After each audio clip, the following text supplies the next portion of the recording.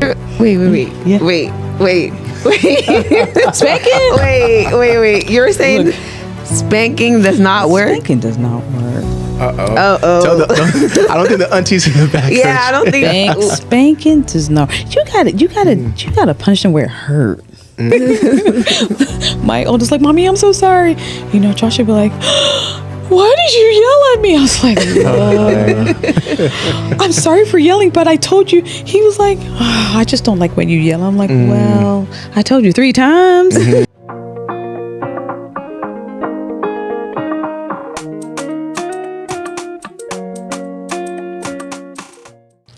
Welcome to the Shepherd's Table, when we invite you to sit with us and the Great Shepherd. My name's Nana. And my name is Pies, and welcome back. Today we have a special episode. We have no one but our Dr. Sade Oyebanjo. Hey! This is our first lady to our Pastor Falarin Oyebanjo. Am I saying this right? Am I putting the right amount of flavor in? Yes. The first time you said it sounded like a little French. Oh, okay. But it's Oyebanjo. Oyebanjo. Is that with the Nigerian flavor now? Well, as much as I can do it. Okay. But yes. We were privileged to have you come and join us because, of your expertise and all the different things. But, I want you to just first introduce yourself, maybe to us who may not know who you are, what you do, and kind of just tell us a little about yourself here. Okay. My name is, my government name. Government. On my birth certificate is Abiodun Afolashade Oyebanjo. But I'm known as Dr. I'm a pediatrician. I serve in a rural area to families that are below the poverty level. So that's always what I wanted to do. And so I'm also, of course, a wife to Pastor Falari in the Charlottesville area, and a mother of 2 very active boys. So I wear a lot of hats. Wow. Oh, I'm also a children's ministry leader. I love my children. So, yeah. Children is your main ministry here. It is my passion. Yeah. And you being a first lady, I know that comes with its own perks, right? Yes. How was that experience for you? Just carrying that role. I mean, I don't know. It's the grace of God. Where I need to be, I'm there. They need me, I'm there. I think the hardest part is just, because of course, I'm the first lady, but also I'm a children's ministry leader. So kind of like, okay, it's not all about the children. I have to check up on, church members and things like that. So it's still a learning experience. Yeah. And don't forget your first child, Pastor Flo. Oh, I can't. I can't. He's always, the boys will come like, oh, what about us? I'm like, look, y'all, your daddy was here first. That's right. Yeah. Well, we do want to let you know that we still do appreciate you, though. We do really appreciate you. You're such a blessing to us, and I'm sure you are a blessing to our pastor as well too. But one of the main reasons why we wanted you to come on this podcast was just to kind of share a little bit of your experience on. We know you're involved with children and that's your passion, right? But we're also seeing that in this generation there is a spike in children who are, for some reason or another, maybe struggling with like mental health in a way, but then they're also Christian. So we want to just get your perspective on how does a parent or a professional address a child who seems to be going through mental issues, but then it might also be a spiritual problem. Can you maybe throw some light on that? Yeah. I can say when out of training, they didn't teach me this, right? Mm-hmm. It was really a learning curve, asking God. I mean, every morning I ask God, I'm like, God, before I start my day, open my eyes to see, open my mind to understand what is being said, and open my ears to hear what I need to hear. Because I can't do it alone. Because you hear some stuff, from ages 8 onwards. It's like, you are 8 years old. You should be enjoying life. Like, why are you sad? Why are you unhappy? But when these kids come, one as a doctor, me as a doctor, child of God, and a mother, like I try and put all three hats and kind of understand everything. I first find out what is the root cause, right? Is it in the home, right? Okay, what's going on in the home, right? And kind of see if I can deal with that, right? And then sometimes it is generational, like, as you know, sometimes the mother has some type of mental health issue, the grandparents or an uncle or an aunt. So with mental health, I really do think, yes, there is some spiritual aspect to it. And if my patients are open to praying and seeking help, I feel like not only do you need to pray, but you also need to seek help talking to somebody, whether it's a youth pastor or your pastor, whether it's male or female, or some type of counselor or therapist. Wow. So are you saying that as a woman of God, filled with the Holy Ghost, Amen. Hallelujah. you can still look at, these children and see more than just the spiritual aspect of these things that happen when we talk about mental health? Yeah. We're talking about depression, anxiety, these things, if you look at our records, if you look at our, just the statistics of today, it is skyrocketed from if you compare to maybe 50 years prior. Yeah. And, us being from African descent, we have a way when it comes to spiritual things and mental health things. And when it comes to mental health things, it doesn't really exist. It's more of spiritual matters that where's the anointing oil? Where is the Bible? Where is, and where's the fire of God? Like it's time to now cast and bind and loose and bring down all of heaven to deal with these mental health needs. But I guess you're saying that it's more to it than just that, huh? It is. I mean, I have a perfect example. I saw this 9-year-old. I've been seeing her since she was like 4 and she's 9 now. And every time I see her, happy-go-lucky. And then all of a sudden the parents come and it's like, I'm like, what's going on? She's like sad and everything. I'm like, okay, what is it? And they start talking. I'm like, what happened? What's new? Right. You know what it was? She got a phone. Not only did she get a phone, she got TikTok. Oh my God. And so sometimes, if I also got to see the dynamics of the family. Yeah. So I watch the parents as the child is talking. I watch the child as the parents are talking. And if I don't get a good vibe, I'm like, do you mind if I talk to this child by herself? So sometimes I send the parents to a different room and I'm like, what's going on? And she's like, well, one of my friends, she has some issues. And we started watching. It was what her friend was saying. Her friend also has mental health issues. And so you got to find the root cause of it. It's not all spiritual. It's not, wow. It's not always spiritual. Yeah. So, once you find the root cause, if there is nothing, I mean, like, okay, let's pray about it. Let's do the anointing. But is it the phone? Is it the parents, the way the parents are talking to their child? And then that makes like shouting and yelling. Or are the parents getting along? Right? Like, are the parents fighting? That's affecting the child. The child's anxious. My parents are going to get divorced, right? Things like that. And the parents don't think that's what they're portraying, right? Yeah. And so I feel like you always have to find the root cause, right? And so, Yeah. No, I think you're touching on something very important here. Me being very big on mental health myself, as a counselor, I get to see a lot of different cases, different situations. And, I think it's very irresponsible for us to not pay attention to some of these matters. I love how you mentioned finding the root. A lot of times we would rather just blame it on the devil and just say that, it's the devil that we need to go and yell at. But in reality, what it calls for is for us to really, even as parents, maybe look at yourself, like, how am I impacted my child? How am I being able to, create an atmosphere, an environment that they can thrive and they can actually, do well and be happy and be healthy? Because kids feed off your anxiety. Yeah. They do. Yeah. They feed off of it. Can you elaborate on that a little bit? So I remember, even myself, right? So something was going on. I can't remember. And I was just really moody. I think from work, right? Oh, God help me about work. But sometimes you just have one of those days. And Daniel just came up to me and he was like, oh, Daniel's my son. He's like, Mommy, are you okay? I was like, yeah, I am. Like, why are you? He's like, you look sad. And I'm like, oh my goodness. Wow. You know, I was like, no, baby, I'm fine. It's just something at work. I'm sorry.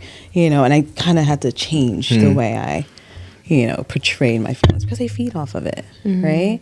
And so just like you said, creating that environment, right? If it's a hot, like the parents are like not getting together or not together, or there's a lot of yelling and fighting. I mean, I had a teenager, she was 13 and she was always in her room, always sad. And so she came with her mom and sent her mom out and I talked like, what's going on? She's like, my dad and mom are always fighting. And it just, and that's what was driving her depression because she's so sad. They've been together all her life and then there's talk of like splitting up or separating. That is the root cause of her depression, right? And not sitting her down and like, and she's old enough to know this. She's 13 years old, right? And I mean, I you know, nobody wants divorce, but do they, and sometimes I tell the parents, you need family counseling. I do. Like, so sometimes you may be able to talk to your child, but your child might not be able to hear you. Because I hear it all the time, like, isn't that what I've been saying? But probably the way I'm saying it is more in a more calm demeanor or more respectful. Like sometimes kids, especially teenagers, they don't want respect, right? You know, Africans are like, I'm the mom, I'm the grown up, right? You listen to me, you know. Even my 9-year-old child, I'll sit him down. I'm like, what can I do for you? You know, you know, just talking to them, right? And just showing like, okay, I'm here. I'm at your level, right? What's bothering you? Right. So can you also maybe speak on, there's these words going around now of like childhood trauma and like people using that as an excuse for certain behaviors as they grow older. Can you speak on that, or is there any connection to some of the mental health issues that people might face? So childhood trauma, like abuse type of situation? Yeah, like childhood trauma. Like, is there ever a connection of childhood trauma and mental health and, you know, not going through proper healing? And I think so. I haven't like in my experience, I don't really deal with a lot of childhood trauma, but I do ask, like, those are things you do have to ask to see if, like, back to, is that the root cause of what's going on? But the type of childhood trauma I do see are parents that substance abuse, especially where I work, is huge. It's really, really big. It's really big. A lot of my patients are being raised by either grandparents, great grandparents. Oh, wow. Grandparents are not even related. They're only related by marriage. Wow. Taking care of some of my patients because of drug abuse, whether, you know, the grandfather or an uncle. So that type of abuse, and the children seeing their parents under the influence, right?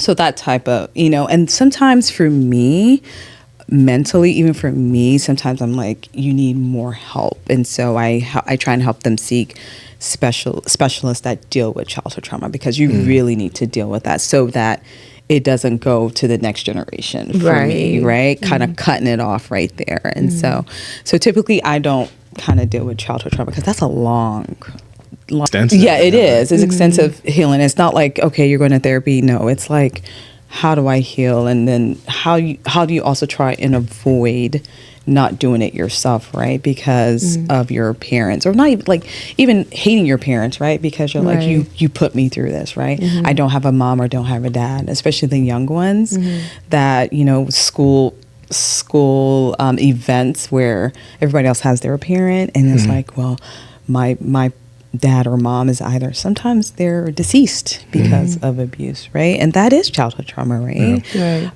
Or they're incarcerated, right? And so for me, it's a lot to deal with, and so I definitely try and find them more help so that they can have continuous healing through counseling and sometimes medication.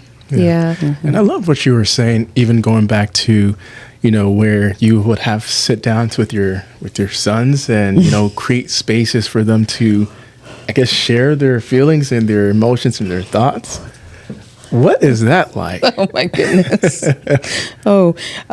Interesting, because I actually had to do that recently with my youngest. He will be 8 soon, and we've been like kind of punishing him a little bit. We're like, no. So I talked to Pastor, and I was like, Pastor, I know you've talked to him, but can we talk to him together? And so we sat him down, and he was nervous. I was like, don't be nervous. Take deep breaths. Okay. He did. And he started crying. I'm like, why are you crying? Like, we haven't even done it. We haven't even started the conversation yet. I'm like, me and Daddy just want to talk to you. We want to figure out what'd you do this in class? And so and then he calmed down, and he was able to talk, and he talked the reason why. And I was like, okay, so what can we help? How can we help you? He was like, well, I don't know. I was like, okay, what about this? He was like, that sounds like a good idea. And that's how he did get, I told him, I was like, look, you did something, your teacher told you not to do it, and you did it, and there's a consequence for that. But we're going to see if we can prevent this incident from happening again. Wow. Yes. Yeah. Now, that does not happen overnight. It does not, because sometimes you just want to yell. My parents yelled at me, right? And I grew up both, right? I'm first generation Nigerian American, and so I was born here, and we misbehave. I don't think you ever met my mom, but she's this little bitty thing, and we'd be sitting down and watching TV. Before you know it, you're like flipped upside down, like pop up, like, what in the world? I thought you forgot about that. Yeah. And so, you're in mental health, and so spanking, that's how we got punished, right? We got spanked. But it does sometimes, some parents go way leads to abuse, right? Yeah. And so, but it doesn't work. It doesn't. Wait. Yeah. Wait. Spanking? Wait. You're saying spanking does not work? Spanking does not work. Uh-oh. I don't think the aunties in the back. Yeah, I don't think spanking does not. You gotta punish them where it hurt. Their butts don't hurt enough. Let me tell you, my youngest did get spanked. You know what he did? He was sorry, all right. But guess what? He was able to go back on his iPad. He got, when I tell you, he did something after school. This was last year, and they reported him. I was like, you and I got no iPad today. When I tell you, he was on his best behavior the rest of the year. Wow. Oh, wow. Telling electronics or things that like soccer too. He doesn't get soccer. Oh boy, the world's ended. So I know where to get him. Yeah. The Bible talks about, sparing the rod, spare the child, this language here. And, that's what many use to justify, yes. If I don't spank my child, then I am neglecting them to continue in their negative behaviors and so forth. But it sounds like you're somewhere. I know. Yes. I mean, not to say we do, but I feel like if that's the only one you use, like I said, I was spanked, and we were like, it's just a spanking. Yeah, and at some point you get used to it. You get used to it, right? Yeah. So then you got to look for other ways to kind of, there is a consequence for every negative reaction. I mean, you learn in mental health. If you want to encourage positive behavior, right? When they do well, like when my children do well, even my patients, they do great. Like we have little prizes. I will. Like I'm their biggest cheerleader and their biggest advocate. Right. I'm like, I had a patient, he called his grandmother's health raising him. I was like, if the next time I see you and the school does not call your grandma all that time, you get a prize. And you know what happened? He was on his best behavior. Oh, wow. And he was so excited, like, Dr. O, I was good. And he was, and he got a prize. Wow. Yeah. Wow. So it's like, you gotta find what works for you, especially as a parent, grandparent, aunt, uncle. If you're raising, a child, a nephew, a granddaughter, or grandson, you got to find what works for you. Right. So if they have the phone or the iPad, or they like certain things, right? I've had one of our former neighbors. The son loved basketball, and he did something at school, and he wasn't able to play in the game. Oh, that hurt him so bad. He was not able to play in the tournament. And his team lost. Yeah. Wow. Wow. And it sounds almost like with everything you're saying, it almost sounds like every single child is different. Every child is different. And everyone's journey is different, you know, because, you know, some kids could be spanked, you know, every day and, you know, they still just wouldn't change, right? Correct. Or maybe some kids will need both the spanking and something else. Yeah. So it's almost like, it just reminds me of how uniquely we all are created and how important parenting is and how fundamental it is with, you know, bringing children into this world and making sure that they have a safe, healthy environment, both mentally, emotionally, to be able to accomplish and fulfill the destiny that God has for them, right? Can you just talk a little bit about the healing process that you've seen from children who've maybe come in at a certain point where they're just broken, shattered, and then just maybe one or two examples of how that healing looks, you know, how that could impact their life or anything like that? So, I mean, a perfect example is sometimes the teenagers, they come, sometimes I haven't seen them like 3-4 years. And when you see them on your schedule, you're like, oh boy, it's going to be either a good thing or a bad thing. And so, I had this, I think she's 17 and she came with her siblings and, you know, she happy, smiling. Oh, I'm doing this and that. And then, there's a screening tool called what we call a PHQ night. So it's like a nine question questionnaire for depression. And I just glanced, I was like, what in the world? And she's like smiling. I'm like, this doesn't add up. And so I'm like, you know, I talked to her about her siblings. And then I was like, oh, Mom, do you mind taking the siblings out into the waiting room? I just wanted to ask her a couple of questions. And I was like, hey, what's going on? And tears. I was like, and I gave her a hug and I'm just like, what's going on? Like, she was, I wouldn't say she was suicidal at the time, but she's had suicidal thoughts, right? And she just started going on and on. And mind you, these patients only have 15-20 minutes. And somebody that depressed, you can't just say, okay, come back. No. Yeah. So I just sat and I just listened and she just started, she was in an abusive relationship. And in my mind, I'm like, girl, you're 17, beautiful girl. What in the world are you doing? And let me tell you, when she was done talking, I gave her a hug. I was like, okay, why are you with this boy? You're 17 years old. She was like, I know. I was like, no. I was like, do you want me to be honest with you? I've known you for going on 8 years. Do you want me to be brutal? She was like, yes. I was like, you need to leave him. You need to let that go. And because her depression was so bad and she had some suicidal thoughts, I definitely encouraged therapy, but I had to start her on medicine because I didn't want her to get to the point where she does, you know, go ahead with it. And then I see them more frequently. So I saw her back, you know, 2-3 weeks later. And school is also part of her anxiety as well. And so she was able to go virtual, which also kind of helped with that. And then she left a boy. I was like, what? She's like, yeah, I let it go. I was like, I gave her another hug. I was like, I'm so proud of you. And then, so that screening tool I was telling you about, we do it at every visit. And it was from high 20s. We're now in the 15s. And the last time I saw her, we're like less than 10. So she's doing really, really well. And I want to touch on that because you said that when she came in, she presented a certain way. She did. But what was really going on after everyone left was completely different. Opposite.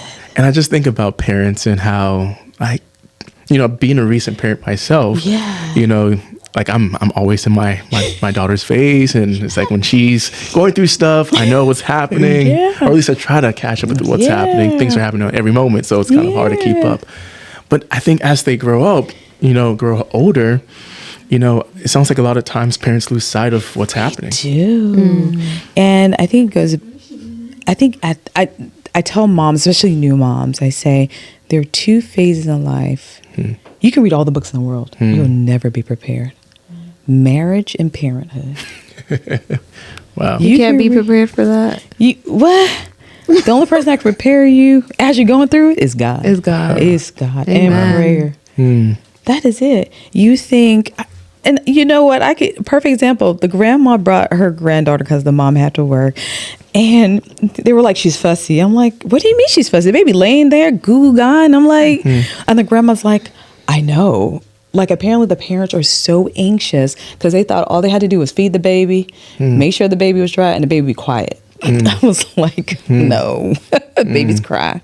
So parenthood there are different phases. Like, you're going through your, almost 4-month-old, beautiful. Then there's going to be a phase where drooling and then eating. So every phase, I think the most important thing is communication, right? With your child, right? Going on, like the boys, like even pastor, like they have like their morning routine and after school they talk, like we talk, you have to. Like in the car, Josh would be like, how's school? Fine. Don't take fine. Don't take, what did you eat today? Who did you sit with? Interesting thing you did today. Yeah. And so that's how you kind of get them Kind of like getting into their lives and getting involved and making sure, they're like Daniel, he loves basketball and he'll give me all kinds of stats. Right. And I don't care, but he cares. Yeah. And so I listen. Wow. I'm like, for real? Yes. And then you see how, like, wow, and he keeps going on and on. And Josh is into soccer. And so I'm like, okay, why? Why is he your favorite? What's so good about him that, and start to talk. I think one of the biggest issues is that a lot of times parents, especially in the context of, immigrant parents who are in this new land trying to survive, trying to make a living for their children, or, who are just fighting for survival. It limits their ability to do that, where you're talking about intentional communication. Yes. I'm not talking about, why'd you get in trouble the only time that you're talking to your child? Investigating, interrogating. That seems to be all that communication is. And then as long as you have food, as long as you have a place to stay, you're good. Yeah. So you're saying like it's more than that. It is more than that. And like I say, it's not something, like I said, when I had my kids, like, okay, this is what I'm going to do. No, and I think I see, through my profession, like, okay, these kids want to be heard, right? And so sometimes I take what I learned from like even, my neighbors, even church, like, okay, things not to do, what to do. Like I said, parenthood, it's a learning. You learn every day. They teach you every day. You learn to be humble. You learn to be patient. Wow. Sometimes you just want to scream at them, right? There's one time the gentle parenting. I don't know, you guys heard about the gentle parenting? Oh Lord, it happens in my office. I'm like, will you take little Johnny and put him on your lap so we can do this? No, but I've tried it. I still do. Son, please put that away. Son, please put that away. Will you put that away? Daniel, my oldest, like, Mommy, I'm so sorry. Josh would be like, why did you yell at me? I was like, Lord, I'm sorry for yelling, but I told you. He was like, I just don't like when you yell. I'm like, well, I told you 3 times, and so it's a learning process. It is. And, and where, like I said, where I work, it's a rural area. So it's so funny. I had a family from Ghana. Okay. They were just in the country 4 months, and, just kind of encouraging them, right? Like, if you ever need anything, come to me, right? Do certain things. Like their daughter was, in America, depending on what state you are, if your birthday is, before, for instance, in Virginia, if you're born before September 30th, you're 5 before September 30th, you can get in a kindergarten. October 1st, unfortunately, one day you have to wait a whole year, right? And so this particular patient, I think she's 6, but her birthday was after September. So technically she's supposed to be in 1st grade, but in Ghana, she was in 2nd. So I told the parents, I was like, make sure you have everything from the school, go to the school that she's in this grade. And they did that. And guess what? They put her in second grade. Oh, wow. Yeah.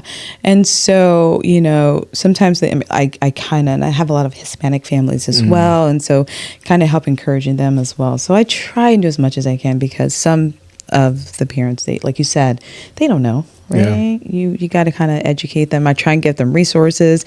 Some of them that go to church. Some of I have a family that the wife is she's a first lady. So I try and tell them okay, there's this church you can go to as well to kind of get more help, more support. Yeah. You mentioned that, sometimes they don't know. Parents don't know, so they don't do certain things a certain way. Yeah. But would you say it's ignorance or laziness when it comes to even some of the way parents may parent their child, where they might yell at their child because it seems to be natural based off of what they might have received, or it seems to get the job done immediately? And so is that ignorance or is that laziness? How would you describe that, where parents? I think it goes back to what you said. Everybody's trained differently. I don't think it's ignorance. Sometimes it's just they don't. That's how they were raised, right? It's they don't know any different. Yeah. They don't know any different. And so some of the parents will come. I told you. I'm like, it's okay. He's 5. I was like, I always I use my personal my kids are the same. And the parents, because sometimes they feel embarrassed when their kids act up. And I'm like, you're in a pediatrician's office. If they can't act up, where are they going to act up at? They've been in the room for I'm sorry, I'm late. They've been in the room for 20 minutes. Kids can only sit for a certain amount of time. Yeah. So I try and it's okay, you're fine. And the kids, I go in the room and they're quiet as a mouse. I'm like, I tell them you got great kids. I'm like, I don't know why they're acting like. I'm like, no, they're sitting so quietly. I give them props for that too. Yeah. It reminds me of Romans 12. It says, let us be transformed by the renewing of our minds. And, kind of just incorporating the spiritual aspect to this conversation.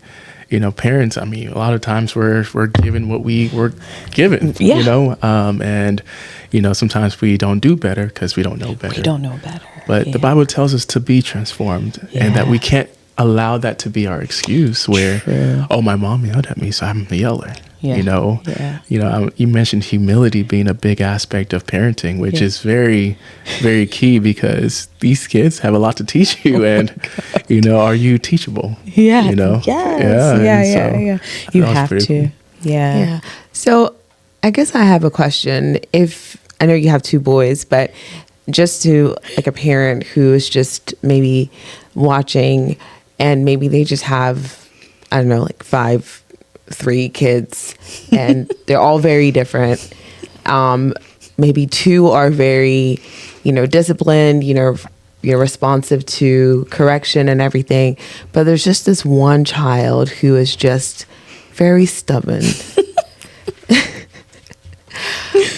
Will you then maybe, I guess, what would be your advice of a child who's just very stubborn, not responsive to correction, has come in to see you, still is not changing. It's been 5 years, and the parents are just like, what?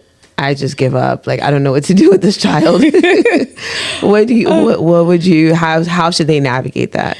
So, you always have that one child, right? But I think first, the answer to everything, you've got to go to God. You have to go to God. You have to go to the Word. What is the behavior, right? So, because every kind of behavior is different. Stubbornness, okay, in what particular way are they stubborn, right?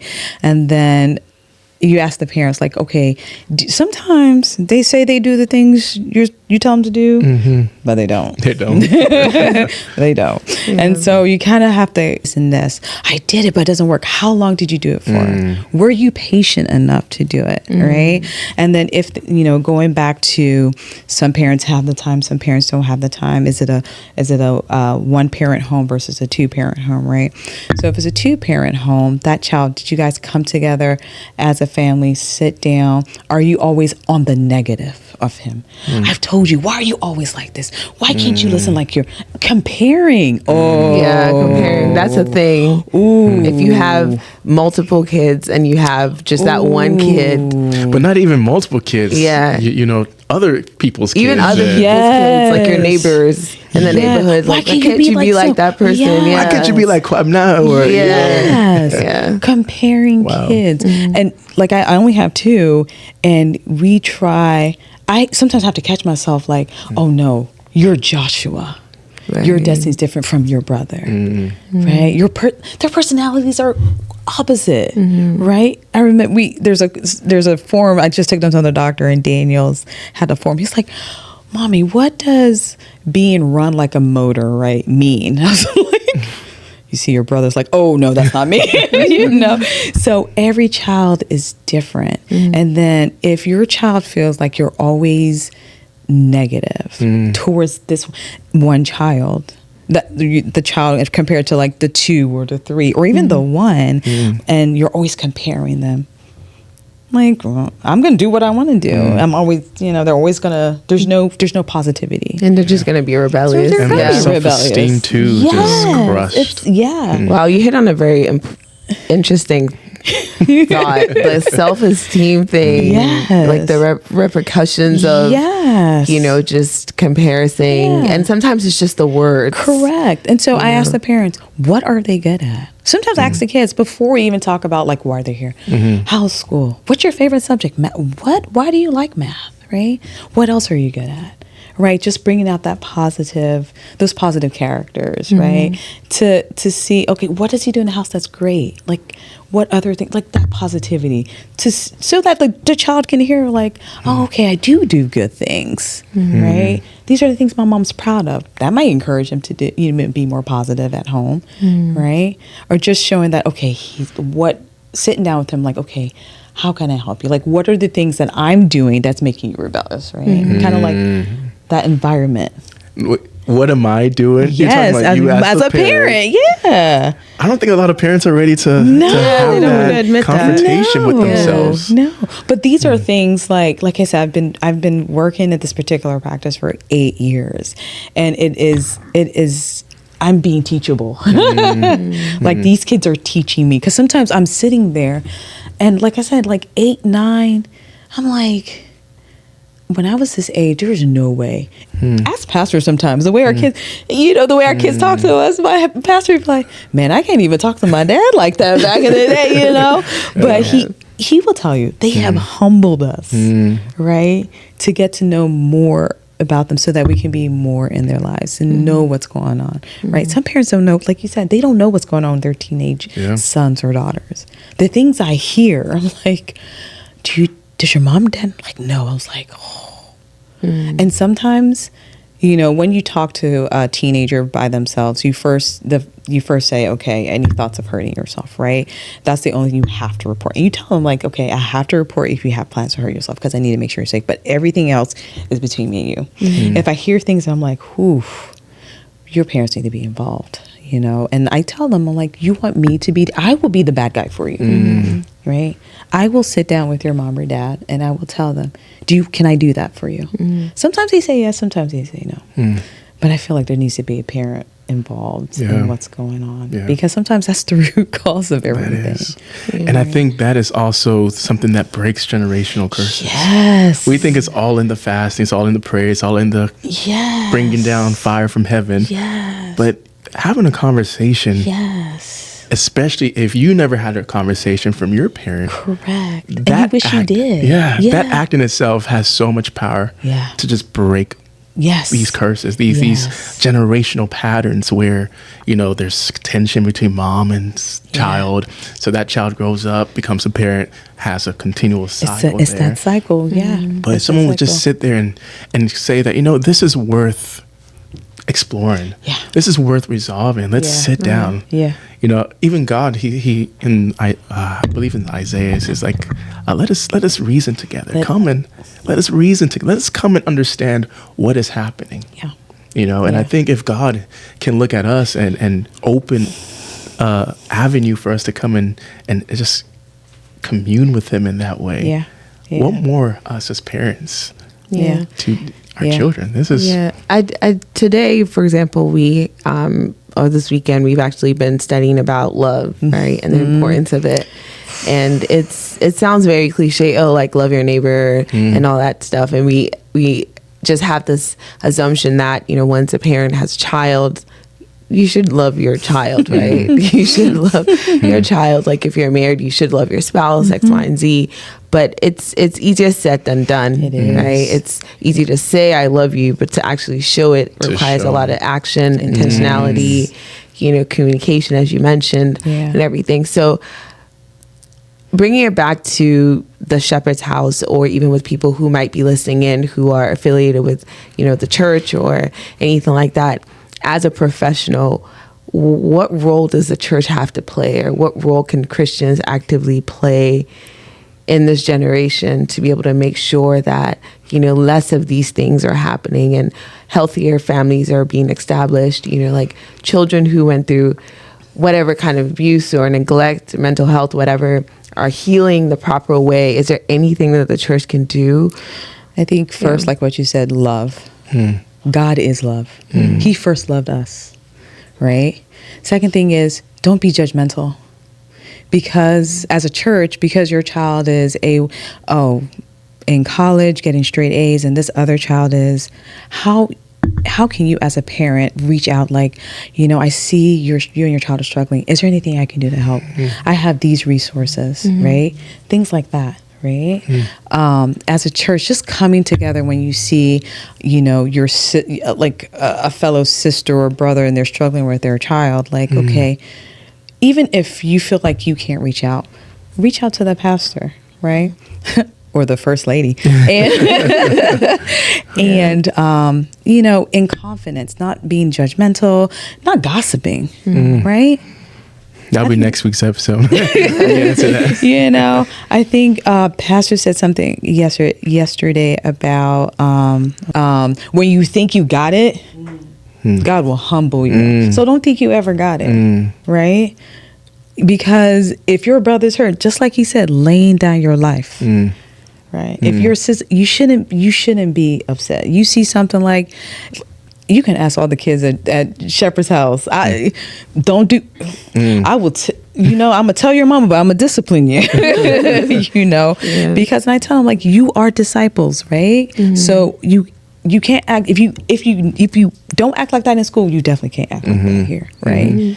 Because what you take here, you're supposed to take back in school. So as a church, I think we need to be there for one another, showing love.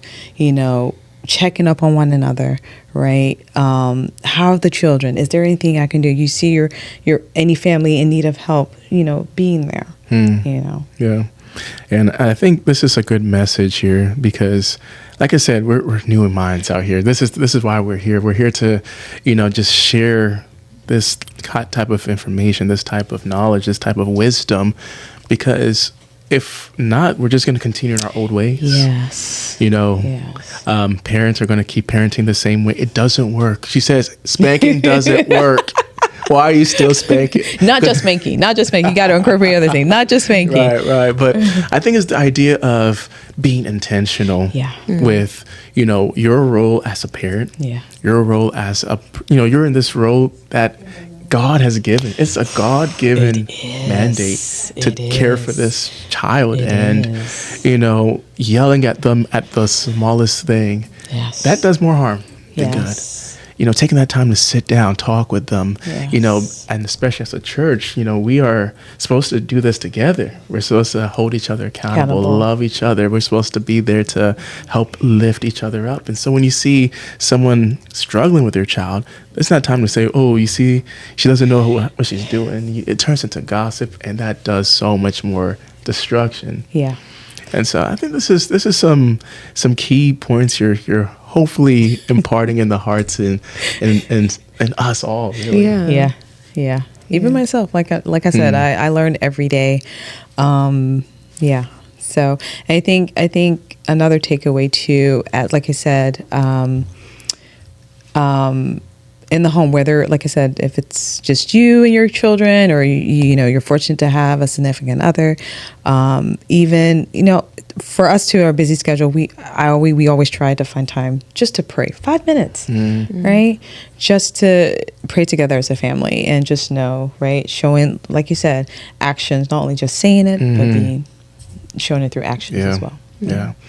Well, this has been very impactful. Yeah, this has just been a blessing, honestly. It's Thank almost you for having me. It's almost healing just hearing you speak, from a professional standpoint, but then also speaking from, also being a first lady as well too. It's very refreshing knowing that there are people in the church and the body who have not just the expertise, but then the word of God, the Spirit of the Lord, to really influence the younger generation. So, we just wanted to say thank you so much. Thank you for having me. Yeah, this is great. This is great. For coming on set. We truly, truly appreciate it. You've been a blessing to us, on air, off air, and so we really appreciate it. And thanks for all you're doing for the many kids as well too. Thank you. So with someone who maybe might be struggling, is there any advice or any last words you just want to share with them? I would say, first, thank you for having me. It's been fun and a joy. I would say, please seek help, either, through the church or through your doctor. It's very important. You're not alone in this. Just know that there are people that love you and that care for you, and and God has given you a purpose to be here on this earth. So just know that you're not alone and you are loved. Yeah. And in addition to calling upon the name of the Lord, in times of trouble, if you also, you just need to get connected to a professional counselor, you can call 988, and that's the National Crisis Hotline. And so if you are struggling in any way and you just need someone to talk to, that's a great resource as well. But, this is a conversation, hopefully, to enlighten us that we're not just dealing with spiritual things here. This is also, things that are coming from deeper roots. Our mental health, our emotional health are important just as much as our spiritual health. And we ought to just really take the time to be intentional to address these things and, to address it in our youth. And so we are so blessed to have this conversation, and we pray this really blessed you. And that if you have any questions or anything, you can always put a comment down below. We'll love to hear from you, love to, just continue this conversation even after this episode here. But yes, please like, comment, subscribe. We would love to continue this journey here at the Shepherd's Table with you. God bless you for being here. God bless you, Mama Sade. And, God bless you. We're looking forward to greater things, greater topics, greater discussions to have. And so God bless you all, and we will see you next time. See you next time. Bye. Peace.